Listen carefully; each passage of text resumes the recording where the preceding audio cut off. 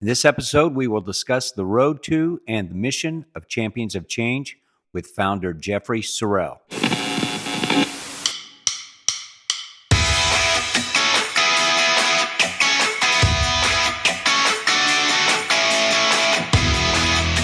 Welcome to the Champions of Change podcast. Hi, my name is Jim Durham. I am the gentleman responsible for the podcast setup and arrangement and recording. And I'm here with Jeff Sorrell. And welcome to the second episode of our podcast. Our guest today, Jeffrey, has been the director of the Life Enrichment Center for 19 plus years and is now the director and visionary behind Champions of Change. And we wanted to take a moment just to discuss what is Champions of Change all about and get to know Jeff's story. Let's dive right into Champions of Change and discuss that for a moment. So why don't you tell us a little bit about your background that led you to Champions of Change? Well, I've never known my real father. I lived on my grandfather's farm until I was about 4 or 5 years old. And at that point in time, my mother got married to the gentleman that I have his last name, Sorrell. And he was not a very good stepdad to me. He was, at the time, abusive, and he just couldn't find in his heart to love me as his own son. And so struggled with father issues my entire life, just about. But I started getting high at an early age, my early teen years. I witnessed a murder in the 4th grade of a neighbor, my next door neighbor. I've had a stint in prison for running a pharmacy without a license. Wow. And then once I committed my life to Christ in 1982, I was able to be involved in a lot of ministry. I never was the one that just wanted to sit in church and do nothing. I wanted to be part of something. And so I cut my teeth on jail ministry, prison ministry, soup kitchens, food pantries, workhouse, and all of that eventually led to the start of the Life Enrichment Center.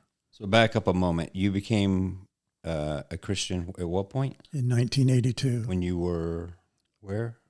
Out in Denver, Colorado, at a Second Chapter of Acts concert. Okay. I thought I picked up in prison at some point. No. Okay. No, when I went to prison, I was still doing things I shouldn't have been doing. Yeah, and we won't get into that in was great detail. 1978, Yeah. Okay, so, a Second Chapter of Acts concert. Right. Okay, and so you said you are one who likes to get involved. So that first year, right away, you turned around and started investing your life into ministry of some sort?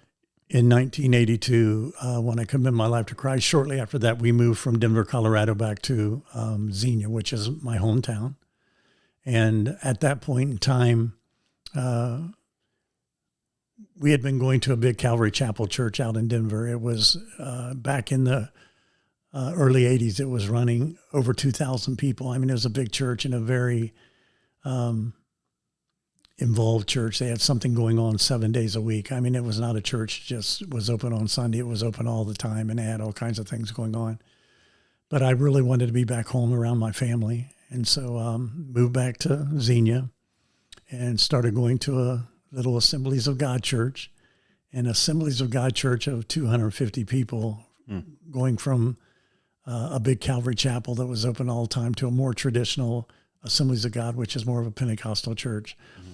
But I started out from there, and I started a men's ministry at the church, and then got involved in ministry in nursing homes and ministry at emergency rooms, and from there, catwalk jail ministry, and that morphed into some prison ministry in the workhouse and county jail. I was a chaplain at Montgomery County Jail for about 5 years, taught firm foundation classes with my wife, Valerie.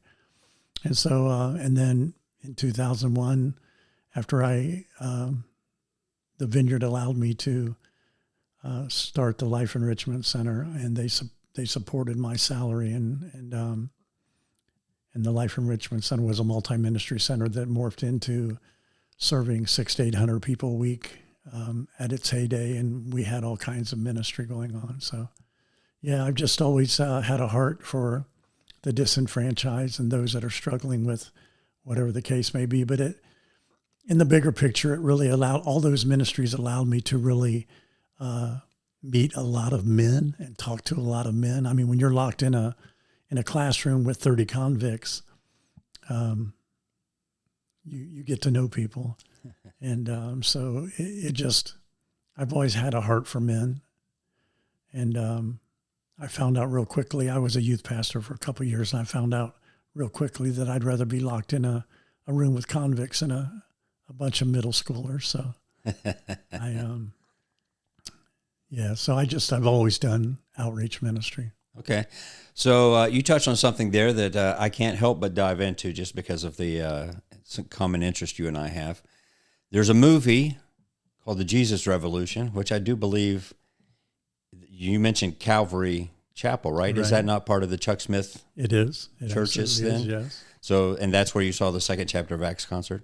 It was not at Calvary Chapel. It was, okay. It was at a venue out in Denver, and I don't remember off the top of my head where it was at, but yeah, my pastor out there, his name was Tom Stipe, and we had big names that would come and minister at the Calvary Chapel. A lot of people may not recognize those names now, but in the Christian ministry, they were big names at the time.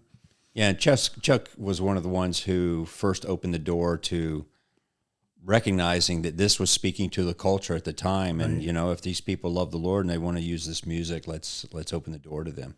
Yeah, Calvary Chapel was, it was put in the building that used to be Colorado's largest liquor store.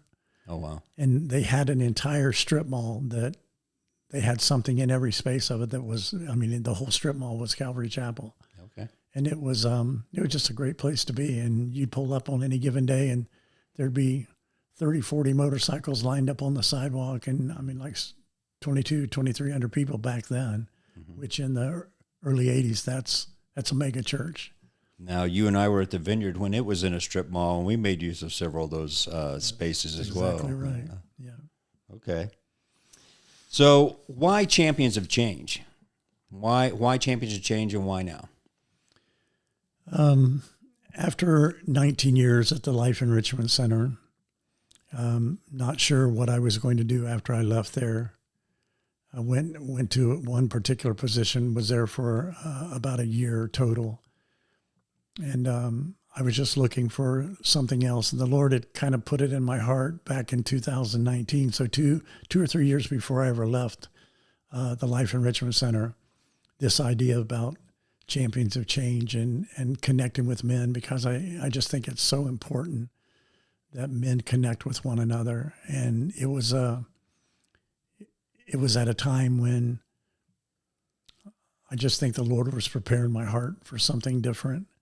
When you spend that many years ministering to people who are really broken, and all of us are broken in different ways, but people who struggle with substance use disorder, people who have mental health issues, who are in a homeless situation, it's a hard ministry. It takes a lot out of you. And at the Life Enrichment Center, I was basically the executive director, but I was also pastor, principal, bouncer, forklift operator. A lot of hats. A lot of hats. And I think all in all, I was looking for something a little less demanding and a little less stressful. And just having a heart for men and wanting to be a catalyst or a catalyzer, whatever the term may be, for connecting men and for us to use our gifts to serve the Lord and to grow closer to Him. Okay, so a little less stressful, and then you invited me in and shot everything to pieces. Okay, so anyone who looks at the website will see, I believe right there at the very top, a phrase there: "See the need, be the change." Right. So why that phrase? Why is it there, positioned at the top of the website, and what does that mean for you? I think too many times when people see needs, they figure someone else will take care of that. Someone else will do that. Mm-hmm. And we can come up with all sorts of reasons why when we see a need that we don't fill the need. But I think God's heart is to use his people to be his hands and feet. And when we have the opportunity to meet a need, we need to do that. Mm-hmm.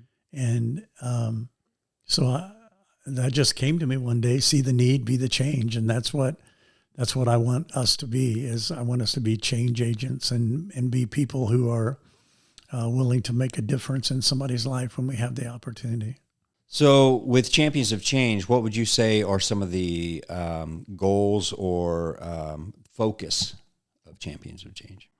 Well, we have 3 main things that we're looking to accomplish. That is to empower men, mm-hmm. to strengthen families, and to change communities.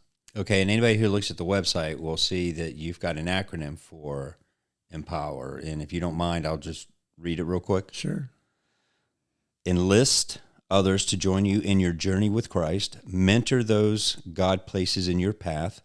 Pray daily for wisdom, guidance, and direction. Overcome the obstacles of your past. Watch for opportunities to serve others.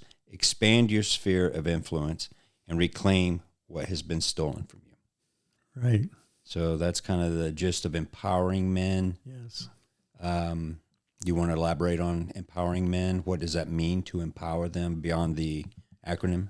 I think too many times we can get caught up in just life is hard. I mean, life is hard enough without God in your life. I can't imagine what it's like for people who don't have the faith component in their life. And so I'm interested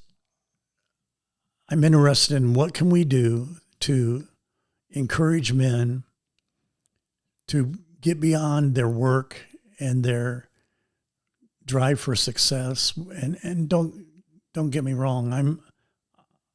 I think people should strive to do everything they do with excellence, and they should focus on things that they need to focus on in their life. But push come to shove, there's only 2 things you're going to take to heaven with you. You're going to leave here with nothing except your family and your friends. That's it. I mean, nothing else is coming with you.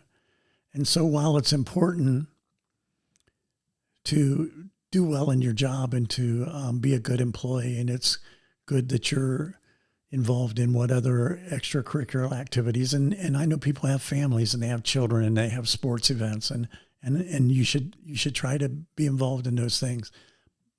But all of that can't be at the expense of not growing yourself in Christ and growing in your relationship with other men, because it's important that you have men that you can reach out to when you need help, if you need someone to keep you accountable for something, if you need someone who will help you with a difficult season in your life or whatever the case may be. I mean, I love my wife with all my heart, but there's things that I don't want to talk to my wife about because she's not a man, obviously. Mm-hmm. And she doesn't know what it feels like to be a man no more than I know what it feels like to be a woman.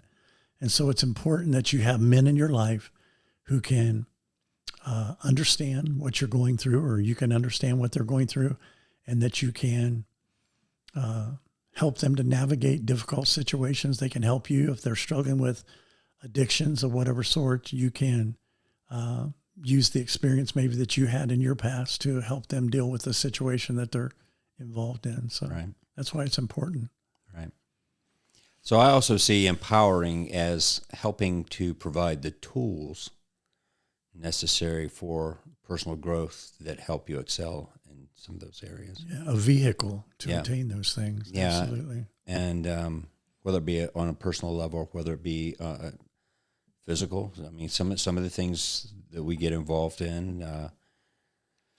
There's the one experience we were helping to put up in a fence at one point, and just there was a new shiny tool that was there, a big giant tool, gas-powered tool, and several people very interested in learning and jumping in there and learning how to use that tool. And, Right.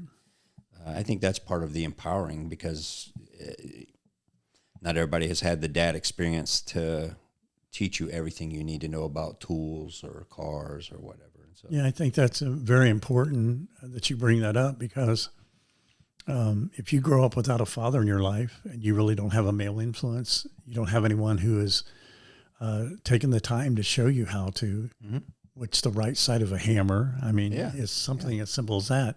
which one's the right type of hammer? That's right. And so it's important that you're around a group of men who all have different experiences. They have different skill sets. And, Right. you know, we have people that are involved that are electricians, that are plumbers, that have all kinds of different backgrounds, welders. I mean, CAD operators, you name it. And so to get a bunch of men together and to be able to learn from people, other men is huge. So I see these as building blocks myself. The next one being strengthening families.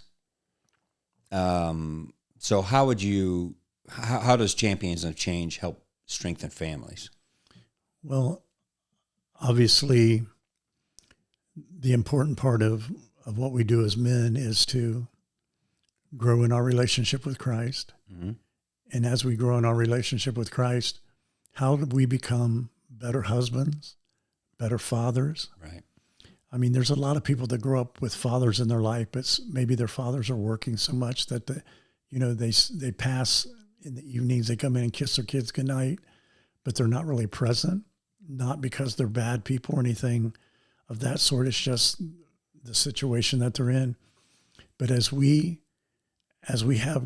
grow in our relationship with Christ, and we grow in our relationship with our children and our spouse, then just by sheer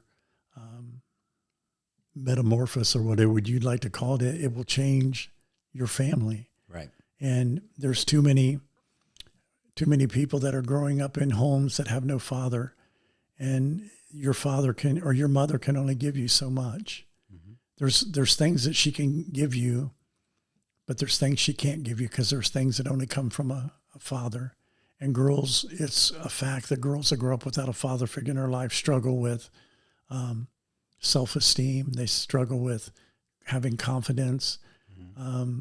They're more susceptible to a lot of eating disorders and lots of different things. So as men, as we become better men and we become more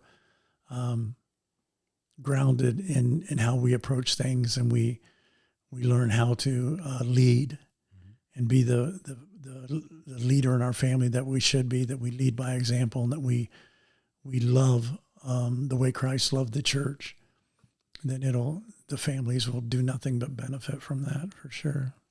Yeah, and that's why I feel these are kind of building blocks. When you work on yourself and get that empowerment and learn how to use it and become a leader who leads with humility, then naturally the next step is it's going to spill over into your family life. Sure. And then the final being changing communities. Right. Right. So again, with that building block mentality, you start strengthening your family, and you start strengthening your relationship with Christ in some cases. And as you start to become aware of needs that are outside your own and your family's, naturally that's going to spill over into reaching the community, right? Sure. And as your family unit gets better, and you become better neighbors, and like you said, you become more aware of what's going on around you. Yeah. And as you walk down the street, you look for people who maybe need some help in their life. Yeah. And as your family is strengthened, it'll be a natural byproduct that eventually your community will start changing. If you have 10 families on your street who have all made a commitment to Christ and are and are engaged with one another and are aware of what's going on in people's lives. And I'm not talking about being a nosy neighbor. What I'm talking about is noticing if you have an elderly couple living down the street from you and they're struggling to have their yard mowed. Well, you need to be aware of that. And if you see the need, then what do you need to do? You need to be the change. That's right. So I think that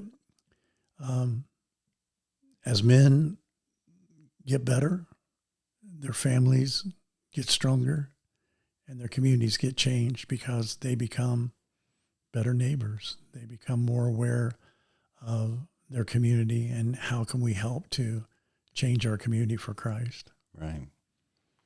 So along with those 3 guiding principles or tenets or whatever, the website also brings up the idea of fellowship, discipleship, and service as a means to bring about some of that, right? Right. So the fellowship is important because it carries into everything else that we do. It carries into the discipleship, and it carries into the service projects or the service to the community. And the fellowship is geared more towards just getting men together and getting them to connect and to make friends. And as you start connecting with other men and having friendships established, then it's easier to get into more of a one-on-one mentorship or a discipleship relation with someone. And we were talking earlier that if you have someone who's very introverted, it's hard for them to be involved in a group setting and really be involved in, because they're a little more introverted. They tend to be nervous about speaking out, and it's harder to share intimate things that are going on in your life with a group of men if you don't know them and the trust is not there. But as you start building one-on-one relationships with people, and then slowly but surely that morphs into maybe more of a group setting, and then that's where you start building the trust, and you can go from having fun somewhere doing something with a group of men to now more of a Bible study or a discipleship program or a mentoring program or leadership training. Right. And then that will be strengthened even more when you go out and do a service project and you think, wow, what a difference I was able to make in this person's life by giving 4 hours of my time on a Saturday, working with all these other men who have these different skill sets, and all of us pulling together, getting out of ourselves and really putting someone else's needs before our own will make a tremendous difference in your life and how you approach things. Right. So fellowship is more of a, the way I see it, these are kind of like stepping stones almost, in that you start off with building fellowship, which is more or less an icebreaker. It gives us a non-committal way of hanging out and just doing things that guys do. Get to know each other. Get to know each other on a very broad level. And what are some of the things we like to do is for fellowship? What are some of the different things we do at Champions of Change? Well, there's been kayaking. Yeah. There's been Camping. There's a lot of things we can do, and obviously some of the things don't appeal to everybody, like a golf outing. Yeah. That doesn't appeal to me. I'm not a golfer.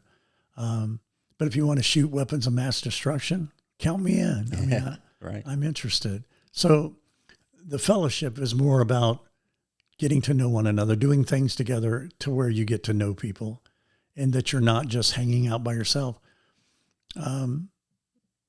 We talk about having a 2 a.m. friend, and maybe this is a little premature for that, but 2 a.m. friends is someone that you can call at 2 o'clock in the morning that if you need help would come and help you. Right. And I'm not just saying this. I don't think that I'm over extending my number here, but I think I probably got at least 20 men I could call at 2 o'clock in the morning that would come and help me. And I've talked to some men who say, I don't have one friend I could call at 2 o'clock in the morning. Right. And I find that to be sad. Mm-hmm. In order to have friends, you got to be friendly and you got to get involved. You got to get to know people. Right. And so I have a broad range of friends from every kind of background that you can think of. And it's important to fellowship. And I think the Lord in the last couple of years has really helped me to understand what's important in life. And it's your family and it's your relationship with Christ, obviously, your relationship to the Lord. But it's really about family and about friends. And so I make it a point to just call my buddies or send them a text and just say, hey, just want to tell you good morning, tell you that I love you, tell you that I was thinking about you. Mm-hmm. And I remember 2 years ago for New Year's Eve, I did make a resolution. I just set a goal, and I told the Lord, I said, I want to be a kinder, gentler Jeff. Mm-hmm. And when I told my buddies that, they laughed at me. They're like, what? That's not my nature. If you get up in my face, my first instinct is not to love you in the name of Jesus, but that's what I want. I mean, I want that for me. I want to be able to love people right. Like Christ expects me to. So the fellowship is just really, it's a connection point. Yeah. To get your feet wet and to get your foot in the door. Right. And then as you do that, then your relationships with other men can grow stronger and you get to meet more people. It's pretty hard to have a lot of friends if you got one friend that you hang out with. Right. But if you got 60 guys, yeah, surely there's a couple of them that you won't offend or. Yeah. And it's been my experience that men tend to be an island unto themselves, thinking that, they got to figure it out. Family's looking at me to figure this out and lead, and so they either just take a shot at it, struggle with trying to take a shot at it, struggle with trying to find a YouTube video that'll help them take a shot at it, or they just give up. So I do think that the fellowship is the first step in helping men get to know other men, and you start to find out that you've got experience in that. Well, I'm trying to do this project, and I have no idea. So, okay, would you mind helping? And so I like those those times of fellowship. You get to know people, and you get to know a little bit about what their background is, and it's just interesting the diversity that is found in a group as we start to get to know each other. Absolutely. And the different diversity in the work life. And the interest as well. So like you said, not everybody's going to go camping with us or kayaking with us, and not everybody's going to go golfing. And, there may be some axe throwing or whatever it may be. It's different things for different people, but you find out, there's different people in here we have interests with. Somebody may want to go on a fishing trip, for example. Right. Yeah. But those kind of things do allow us to develop those deeper relationships with people, so that when we throw up an opportunity to go through a book together on a topic, or whether we're going to have some kind of discipleship thing, then, you know what? Okay, I know these guys. I'd kind of like to get involved. And maybe there is that propensity to drop my guard a little bit and get involved at a little bit deeper level and move into the discipleship. Sure. Well, the good thing is it's a get to, not a got to. We don't try to pressure people into it. I mean, if you have to be involved in things. I mean, if you want to get to know people, you have to be involved in things. But you show up for what you want to be involved in. If you're not interested, then you don't show up for something. But if you want to have friends, you got to be a friend, And so I'm excited whenever we have a event and we have a good turnout, and you look around, you see men connecting, and I tend to be people watchers, and so I look around and I go, so and so's, that makes sense. I understand why those two have connected, because they're both computer geeks or whatever the case may be, or watch it. Yeah. So it's interesting, but if you have 40, 50 men together, surely you can find someone that you have common ground with. And that's what it's all about, finding common ground, finding people that have similar interests or people that you feel like you can trust to share some thing that might be very difficult in your life or whatever the case may be. So building relationships, what it's all about. So obviously, it's one thing to set up a boys club, and here's a boys club, and here's some different things we do. But there is a purpose behind all this. And the third piece of that puzzle is service. Right. So obviously there's a goal behind all this. There's personal growth and discipleship and mentoring and things like that that will help develop the individual. But to reach the community, getting into that service mode, how does the fellowship and the discipleship help us move into the service? Well, number one, I think that if all you're doing is just getting together and having fun, then that's all you got is a boys club. Right. Which I'm really not interested in. Exactly. So I'm really interested in building relationships, and you build relationships through spending time together, doing things together, and then you start getting into service projects, and you think, here's a person, and I'll give you an example. You brought up the woman who we put a fence up for. Right. And the backstory behind that is she was out in the backyard with her dog, and it's a little dog. I don't remember, Chihuahua or something. It's a little dog. And someone had some pit bulls running loose, and the pit bulls mauled her dog in her backyard. And the dog survived, but it scared her to where she didn't even want to go out in her backyard anymore. I mean, she was afraid to go out in her backyard. She was a single woman who cared for a blind sister and had some health issues. And someone connected us with her, and we were able to go and put a privacy fence all the way around her backyard. And it was a big endeavor. It's not something that we normally would have done because it took way more time than what we would prefer. Yeah. But we were able to do it. And it was funny because some of her friends, as we were doing it, came up to her while we weren't there and said, "Man, you must have really got bad contractors." And she said, "Well, why do you say that?" "Well, they come in on a Saturday and they work 4 or 5 hours, and then we don't see them again for a week." And she said, "Well, they're doing it all for free as volunteers. This isn't costing me a dime."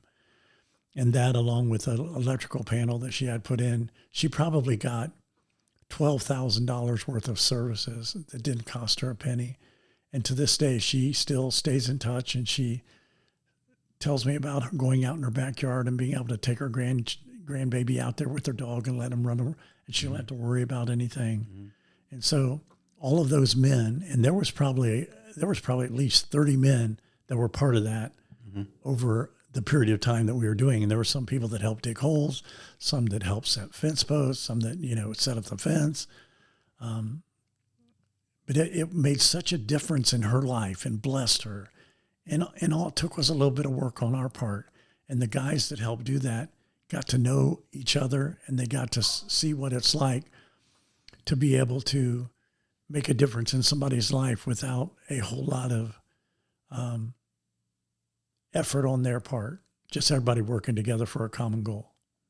So in essence, she became a champion of the Champions of Change as a result, because she has volunteered to share her story and let other people know about the relationship she had with Champions of Change. And she would like to bring all the guys that worked on her fence over into her backyard for a cookout. Yeah, and to get to see people again. Yeah, and as being part of that a little bit, it's just, you just cannot replace the feeling of stepping outside of your own needs and wants and desires and stepping into someone else's situation and helping them. Right. There's just, it's a very rewarding place to be, and it's humbling at the same time, but we certainly had a great time. I mean, we had fun doing it. We did. Yeah. Watching somebody try to use that big gas-powered auger and dig some of them holes. Some people were getting slung around by it, and they hit a tree root. And, but it was a good time, and she was so blessed by it. Absolutely. Yeah. So as I see the setup of the different tenets, the empowering and as well as the fellowship and discipleship, all of that comes together to create a pathway to help lead people, no matter what level they're at, to get involved with Champions of Change and participate at different levels. But anybody who wants to can take a pathway through there that leads them into these deep, meaningful relationships and through these different service projects that help them then go beyond their own circle of influence into the influence into the community. Sure. So yeah, that's a beautiful thing within Champions of Change that I've been able to experience being a part of it. So what are some of the different service type projects that you do, and how can Champions of Change actually affect the community in general? And how do you bring, let's say, the resources, the manpower into those? It really depends on what the project requires. Mm-hmm. The first thing we do is we vet the project. Mm-hmm. Just here recently, we went in and vetted a project for a gentleman in Inglewood. He's married. He's got some health issues. He hasn't worked in a couple of years because of his health issues, and his wife works 2 jobs, but he had some plumbing issues.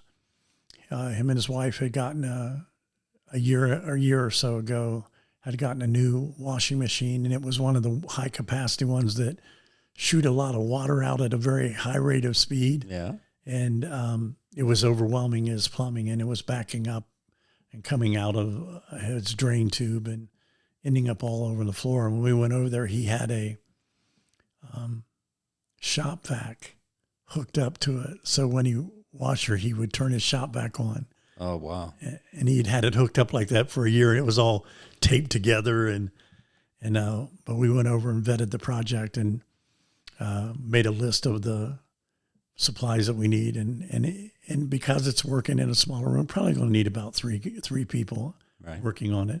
One of them, which is a guy who knows plumbing very well. That would be helpful. Yes. Absolutely. And so we're going to go over and take care of that for him.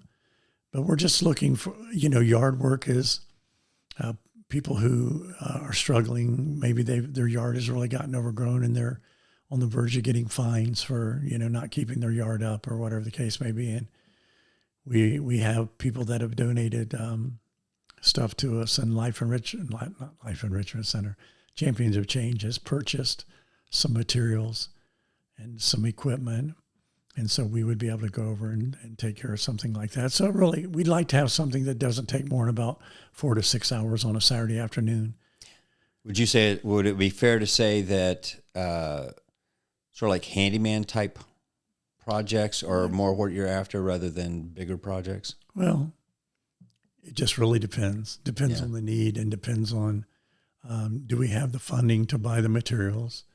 We're primarily funded by just people who give contributions to the Champions of Change, or if you want to become a partner in it, then it's like $120 a year, which isn't much in the grand scheme of things. But we pay for all the materials, we do all the work, and it doesn't cost the people we're helping anything. And if it involves going to the city for permits, we try to stay away from that stuff, because if you're not doing anything that's major, you don't need a permit for stuff. If all we're doing is replacing a J trap or P trap or whatever you want to call it, you don't need, or if you're taking a toilet up and putting a new toilet in, whatever the case may be. Mm-hmm. But we try to stay, that can get too involved, and then you got to wait for the permits to get. Right. It's just, we don't want to get into all that. Right. We did have to pull a permit for the fence and that sort of thing. And it's, but that took place over months. Right. Because, you had to deal with the weather, you had to deal with who was available. Availability, and you had to, dig the holes, set the posts. We ran into a bunch of tree roots, and you just have to, we try to stay away from those things if we can. We can be a blessing in other ways than taking on projects, biting off more than we can chew. Right. Amen. So do you have a target audience that you're hoping to provide these services to? Just people around the community. We like to have it by referral. Mm-hmm. So maybe someone who's involved with Champions of Change, or someone who knows of someone who needs help. Obviously, there's way more people that need help than what we can Right. do by ourselves, unless we really grow this thing into several different chapters of it. And right now, there's about 70 men who are involved in different areas and different things. We have a group of 12 who oversee Champions of Change as the leadership, and then we have that we consider that the core group, and then out from the core group we have people that are committed to helping and doing what we're doing, and then out from that is the community in general. So we just how can we be a blessing, and you know, if you know somebody that needs a little bit of help, just reach out to somebody and send a message through our website or call or whatever, and see what we can do to help. There's, you know, we have limited resources. We have limited people to do stuff, but we'll do the best we can. Okay. So you brought up the website, so I think this is a good place to move right into that. If you want to know more about Champions of Change, if you want to know more about the details of who we are, the events that are going on, how to participate, if you want to give to Champions of Change and help support the ministry, the website is www.ohiochampionsofchange.org. And feel free to jump over there. A lot of what we discussed today was drawn from, is discussed and covered there in greater detail if you want to read through it yourself. There's also information about other ways to contact Champions of Change via phone or email. We are also on Facebook and Instagram. If you look for Ohio CoC on Facebook or Instagram, you'll find our feeds. And one of the steady fellowship opportunities that we have available to everyone is meeting at Kava House in Xenia. You want to elaborate on that at all? Sure. We just call it the Kava House Chat and Chew. Yeah. And we just show up there at 8 o'clock in the morning on the second and fourth Saturday of the month. And you don't have to, call and let somebody know you're coming or whatever. You just show up, and we just normally have coffee. And if they got food there, if you want something to eat, you can get something to eat, or you can. And it's very informal. We just show up and we have fellowship. We laugh, we cut up, we talk about serious things. Sometimes we talk about a particular scripture or whatever the case may be. But it's just really about getting to know people. Right. And I've reconnected with a lot of friends. I had a couple guys show up that I hadn't seen in literally years. Right. And we're always looking for new people to show up, and it's just a good time, good chance to get to know somebody. And because we're kind of spread out at these long tables, the people on one end aren't necessarily talking to the people on the other end. Everybody's kind of in little, just talking to whoever's close to you, unless someone gets your attention and just says, hey, this is something we want everybody to hear. But yeah, and as people come in or out, chairs may shift a little bit. Conversations may change between people, who's talking to whom, and so on. Sometimes there's crosstalk. It's all good. Right. And we meet in the back of Kava House. In the back, there's an open area where there's a lot of tables and seating. So anybody who were to peek their head in at the front of the store would not see us. Right. But know that there is that back room. And, you'll see a bunch of guys sitting around. We pulled as many tables together as we need to. Right. They've got church pew benches there along the wall, and we just keep sliding the tables down and the chairs to match up. So it's a good time, and it'd be a good opportunity just to kind of see what we're about, and a very informal way to just connect with the guys that are involved. Yeah, all casual conversation, no agenda. Right. Someone might occasionally bring a question that they would just kind of like everybody to weigh in on. Sure. Which those are fun to discuss. But most of the time, everybody's just chatting and chewing. That's right. That's exactly right.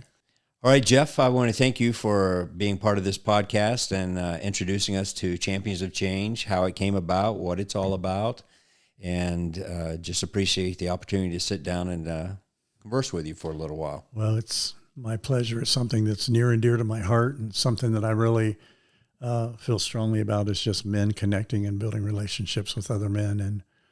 And hopefully the next time maybe I'll have a little more energy and exuberance.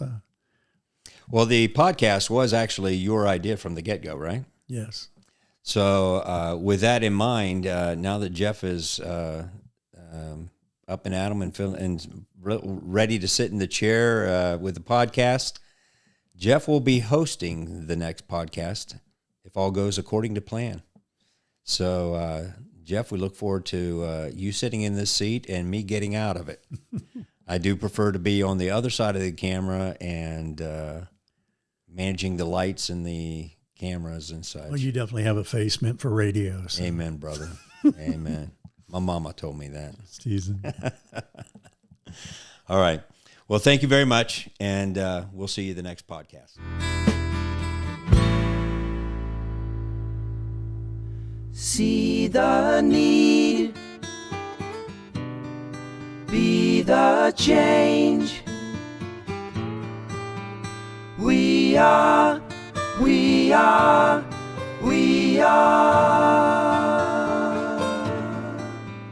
the champions of change.